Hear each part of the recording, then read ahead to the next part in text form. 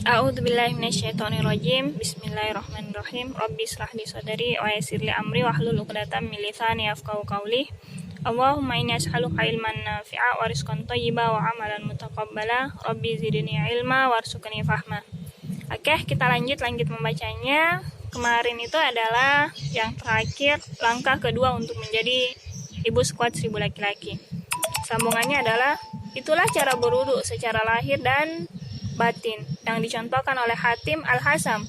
Begitu pula yang telah dilakukan oleh Ummu Muhammad. Coba perhatikan kembali pengakuan Ummu Muhammad bagaimana cara ia berwudu lahir dan batin berikut.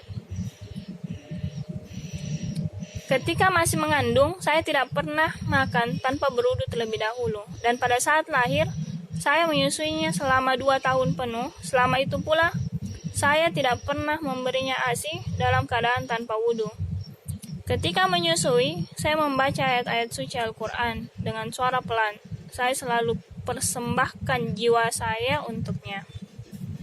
Jadi, wudu yang telah dicontohkan oleh Ummu Muhammad dan tidak sebatas wudu lahir, tetapi juga secara batin dan dengan ketenangan hati, seperti membaca Al-Quran, berzikir ketika menyusui, dan menjalin komunikasi jiwanya dan jiwa anak kepada Allah Subhanahu wa Ta'ala, agar Allah senantiasa melindungi dan memberkahi anaknya agar menjadi soleh dan cerdas, apalagi ketika wudu lahir dan batin ini menjadi kebiasaan.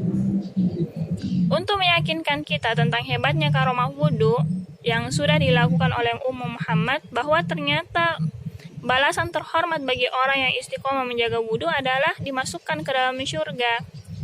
Mari kita simak kisah singkat sahabat Bilal bin Rabah berikut ini. Sahabat Bilal bin Rabah menjadi penghuni surga karena wudu, bahkan kabar tersebut sudah ia terima sebelum dipanggil oleh Sang Khalik. Kisah lengkap tentang Bilal ini diriwayatkan oleh Abu Hurairah radhiyallahu anha, bahwa suatu hari Rasulullah SAW bertanya kepada Bilal ketika sholat fajar, "Wahai Bilal, ceritakan kepada aku tentang amalan yang paling engkau amalkan dalam Islam, karena aku sungguh telah mendengar gemercing sandalmu di tengah-tengah dalam surga." Bilal berkata, "Aku tidak mengamalkan amalan yang paling kuharapkan di sisiku, hanya aku tidaklah bersuci di waktu malam atau siang, kecuali aku sholat bersama wudu, itu sebagaimana yang telah ditetapkan bagiku." Hadis riwayat Bukhari. Secara medis diakui bahwa wudu bisa menghilangkan mikroba yang bersarang dalam hidung. Jika mikroba itu cepat menyebar dan berkembang biak, tentu akan muncul berbagai penyakit, terlebih kalau sampai ke tenggorokan. Akan sangat mudah bagi mikroba tersebut masuk dalam peredaran darah. Maka berbahagialah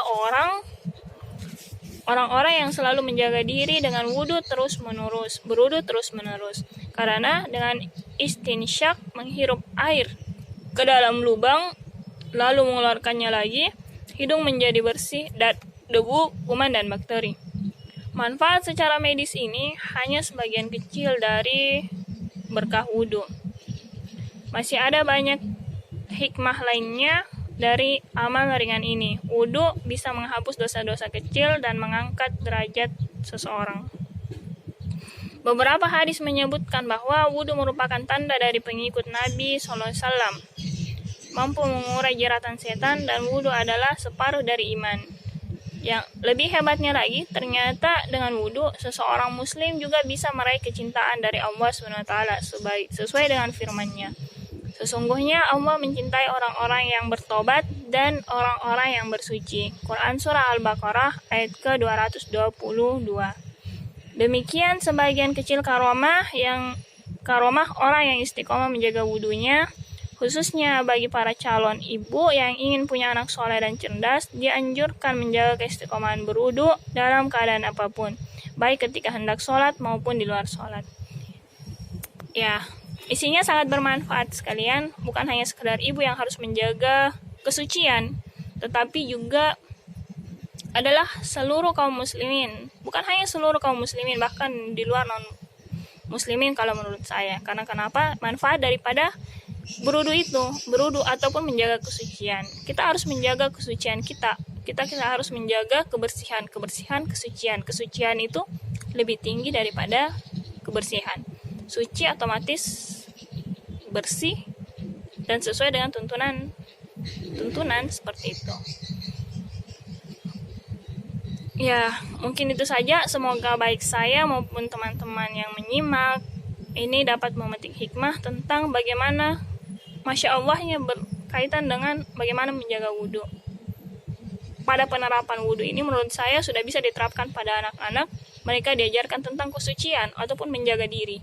Ketika ia suci, ia terbiasa dengan menjaga kesucian, maka secara otomatis mereka akan terbiasa untuk menjaga kebersihan dan lainnya. Kesucian itu lebih tinggi daripada menjaga kebersihan dan lainnya. Ketika kita berbicara menjaga kesucian, maka faktor-faktor yang menjaga kebersihan, menjaga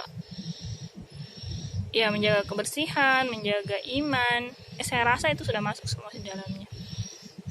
Alhamdulillah.